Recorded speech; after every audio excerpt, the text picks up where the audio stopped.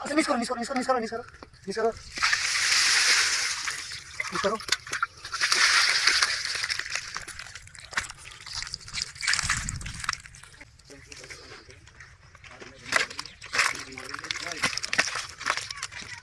দুইটা সাইজ করা খুবই বড় ছোট না।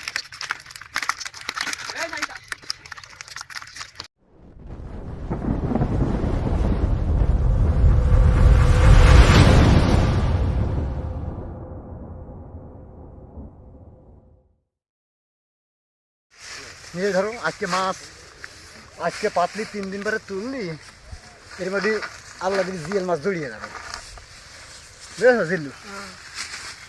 জিএল মাছ জড়িয়ে যাবে। এর মধ্যে এখন সার দিতে হবে, সার দিতে হবে, অনেক কিছু দিতে হবে, দিয়ে পাততে হবে, তাইকে ক্লিয়ার করতে হবে। এখন আমরা এই আপাটার মধ্যেই পাততে হবে। আজকে জিল্লু মাছ তো নিয়ে যাবো নাকি, হাড়ি নিয়ে আসিস তো? আচ্ছা, মাছ তো আজকে নিয়ে যেতেই হবে, যেহেতু জিএল মাছ এই আপাটায় প্রচুর জিএল মাছ চোখে দেখেছি আমি। এই মাছ ধরার জন্য আজ কয়েকদিন ধরে লাগিয়ে আসি। এখন ওইদিকে টান্দা ওই দেখছি, দেখো এই মাথা বেঁধে নিয়ে যাও। হ্যাঁ ঘুরো ঘুরো ঘুরো, হ্যাঁ আস্তে আস্তে আস্তে, হ্যাঁ ঠিক আছে। এখন এই ধরো, এই ধরো, এই যে সুতো ধরো।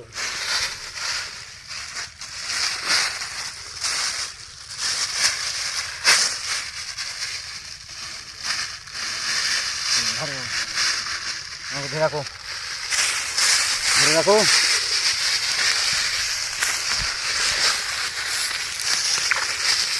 এই এইটা বেঁধে পটের মধ্যে ঢুকোতে হবে। দুই ভাই 1 সপ্তাহ পর এসে তুলতে হবে, আর তা নাহলে 3 দিন জিএল মাছ এর মধ্যে ধরবো, মজা করবো। মজা করতে খুব ভালো লাগবে। যাও গোপন গোপন কায়দায়, কেউ টের পাবে না, অথচ মাছ জড়িয়ে যাবে। হ্যাঁ, এর মধ্যে মাছ এসে জড়িয়ে যাবে। হ্যাঁ, চার একটু ভালো করে দিই, একটু গুঁড়ো দিই, মুখে মাখিয়ে বাসনায় ঢুকবে মাছ। হ্যাঁ, এটা আরেক রকম একটু চার দিই। হ্যাঁ, বুঝতে করে ধরো।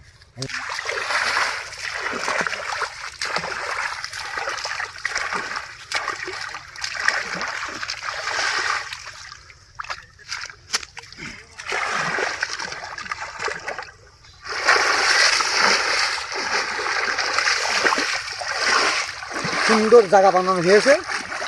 এখন আমি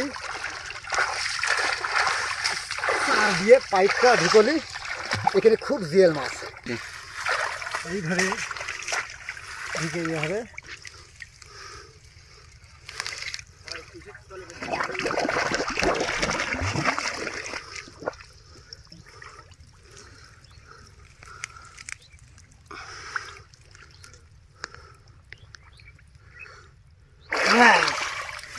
মাছটা এখনই পাইতে বেরিয়ে আসছে হাতে।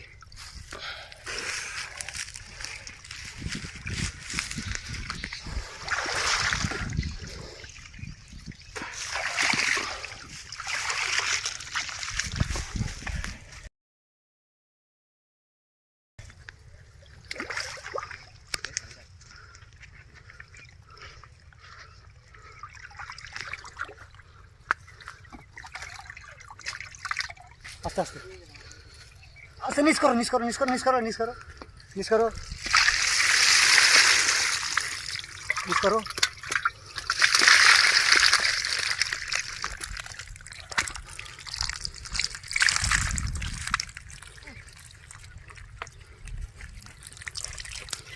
দেখি কটি দিয়েছে মাছের সাইজ কি সব দেখি, একটা মাছ ধরেই দেখি, বহুত কষ্ট করে বাবা কাটা মেরে দিচ্ছে যে রে।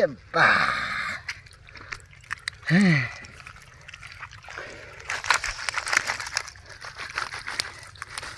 বালতিটা নিয়ে আসো, বালতিটা নিয়ে আসো, বহুত খেয়েছে, প্রায় 3 কেজি তিনি খেয়েছে, কেজি তিনি খেয়েছে দিয়ে।